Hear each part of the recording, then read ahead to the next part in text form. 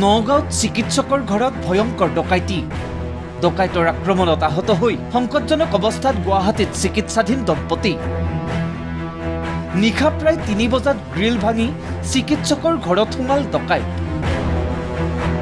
নগাঁৱৰ মৰিকলঙত বৃহস্পতিবাৰে নিশা সংঘটিত হয় এই ভয়ংকৰ ঘটনা। আপোনাৰ 3:30মান বজাতে গম পাইছিলোঁ। মানে ওপৰত মানে মাত শুনিলোঁ মই একচুৱেলি মোক মাতা বুলি মই অলপমান অভিজিত বুলি মাতি এনেকুৱা শুনিলোঁ। লগে লগে নামা নাছিলোঁ, অলপমান দেৰিকৈ মানে মই মানুহ তলত অহাৰ পিছত মই তলত নামি আহোঁতে মানে কি হ'ল মোৰ গেটখনো মোৰ যোনখন দৰ্জা থাকে সেইখন বাহিৰৰ পৰা লগোৱা আছিলে। তাৰপিছত মই মাতিলোঁ তলৰ পৰা যে মানে কোনোবাই যাতে খুলি দিয়ে, তাৰপিছত খুলি দিলে আৰু তাৰপিছত মই তলত নামিলোঁ, নামি কিনে বৌহঁতক হস্পিটেল লৈ যোৱা হ'ল। ডাক্তৰ ৰঞ্জিত শইকীয়াৰ এই ঘৰটোতেই নিশা প্ৰায় ৩ বজাত সংঘটিত হয় চাঞ্চল্যকৰ ডকাইতিৰ ঘটনাটো। পত্নী ৰূপৰেখা ভূঞা শইকীয়া আৰু শিশু সন্তানটিৰ সৈতে ডাক্তৰ ৰঞ্জিত শইকীয়া শুই থকাৰ সময়তে গ্ৰিলৰ তলা ভাঙি ঘৰত প্ৰৱেশ কৰে ডকাইতে। চিকিৎসক দম্পতীক আক্ৰমণ কৰি লুটপাট চলাই ওলাই যায় ডকাইতৰ দলটো। আক্ৰমণত গুৰুতৰভাৱে আহত ৰূপৰেখা ভূঞা শইকীয়া মুমূৰ্ষ অৱস্থাত ঘৰৰ ভিতৰতে পৰি ৰয়। ডক্টৰ ৰঞ্জিত শইকীয়াই আঘাতপ্ৰাপ্ত অৱস্থাৰেই বাহিৰলৈ আহি প্ৰতিবেশীক জনোৱাত প্ৰতিবেশীয়ে ততাতৈয়াকৈ চিকিৎসালয়লৈ লৈ যায় চিকিৎসক দম্পতীক। কিন্তু এতিয়া বৰ্তমান বহুত চিৰিয়াছ কণ্ডিশ্যনত। ৰঞ্জিত শইকীয়া বৰ্তমান ষ্টেবল, কিন্তু এই ৰূপৰেখা ভূঞা বহুত চিৰিয়াছ কণ্ডিশ্যন।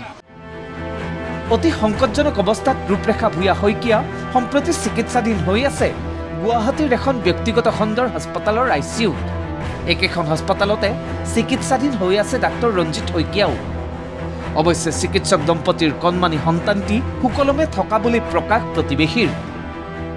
3:15 মানত আহি বেল বজাইছিলে, আমি মানে খোলা দেৰি হ'ল। তেতিয়া তেওঁ ওচৰৰ খুৰাইক নেকি তেওঁ তাত যায় মানে বেল বজাওঁতে তেওঁ লৈ আহিলে। আকৌ আমি যেতিয়া দৰ্জা খুলি চালোঁ তাৰমানে তেওঁ বহুত খাইল। তেওঁ খালি এটাই কৈছে মোৰ ফেমিলি মানে মৰিলে, মোক বচাওক। তেতিয়া মই দৰ্জা খুলি দিলোঁ, বাইদেউ গাড়ীখন দি হস্পিটেল পঠোৱা হৈছে। আকৌ আমি যেতিয়া ভিতৰত গৈ চালোঁ তেওঁৰ ৱাইফ মানে বিচনাত আৰু বাচ্চাটো মানে আপোনাৰ কথা ক'ব নোৱাৰে। আমি লৈ আহি ইয়াত থৈ দিছোঁ। ঘটনাৰ পাছতেই নগাঁও আৰক্ষী উপস্থিত হৈ আৰম্ভ কৰিছে তদন্ত। পৰিয়ালৰ লোকৰ অভিযোগ এয়া এক ৰাজনৈতিক ষড়যন্ত্ৰ।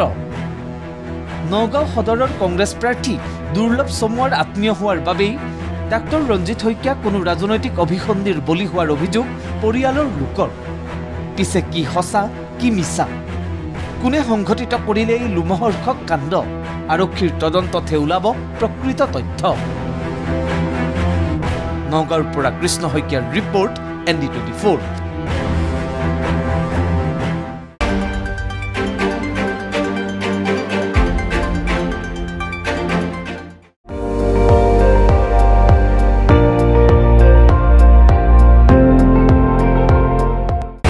আপুনি চাই আছে ND24, সৰ্বশ্ৰেষ্ঠ নহয় সৰ্বোত্তমৰ দৌৰত।